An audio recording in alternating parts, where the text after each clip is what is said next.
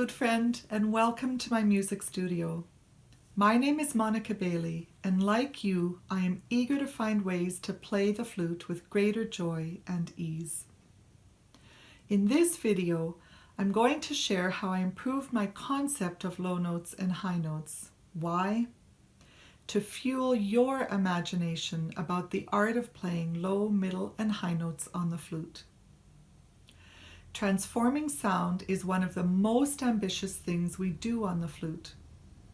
Learning how to change from low to middle to high is of particular importance, as there is no key to do this for us on the instrument. Because of the skill required by our lips and air, changing tones is like a sport. We must use our lips in precise ways, and yet playing the flute is artistic.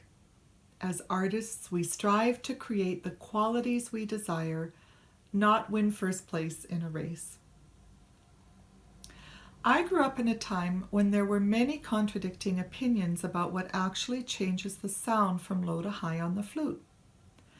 Some people suggested to move the chin forward and back, others to aim the air higher and lower. Some people said to blow more air or less air. I remember having lively discussions with my teachers and colleagues about the best way to change from low to high. While people have played the flute since the beginning of time, teaching the flute has evolved more recently, and still, there is no fixed way to describe things. Metaphors, analogies, blowing out candles, spitting rice, air hockey, blowing bubbles off a wand. Every flutist has their own way of explaining how and where to blow. Now, what does all of this have to do with Evel Knievel, you ask?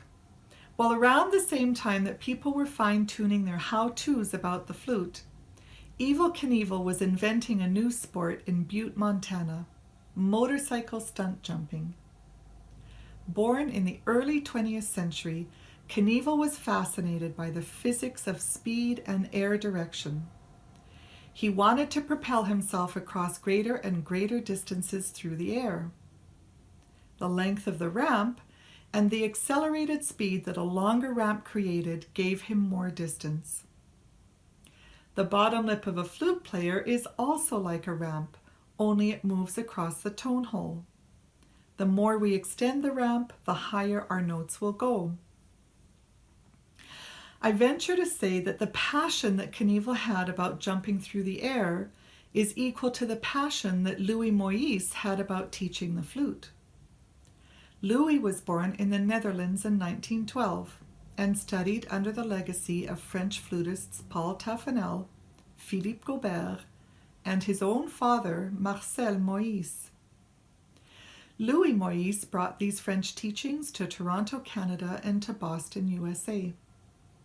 He inspired many North Americans to become passionate about sharing ideas on how to play the flute.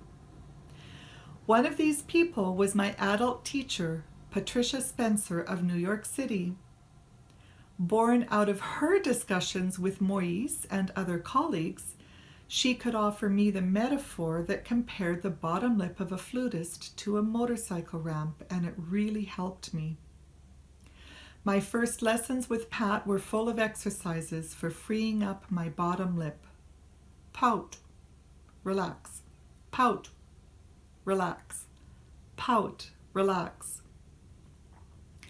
Now in the 21st century, moving the bottom lip across the tone hole is one of the most common flute teachings, as this movement changes how our sound enters the head joint.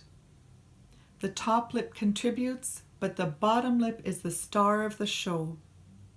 However, the chin may also move forward with this effort. The air does change direction as we pout or relax, and it can help to blow more or less air depending on what sounds you are trying to achieve. Every perspective has value, and metaphors enrich our artistry. In my own story, finding my bottom lip muscle really helped me change my sounds from low to high with more trust in my flute abilities. and the Evel Knievel metaphor helped me imagine what to do.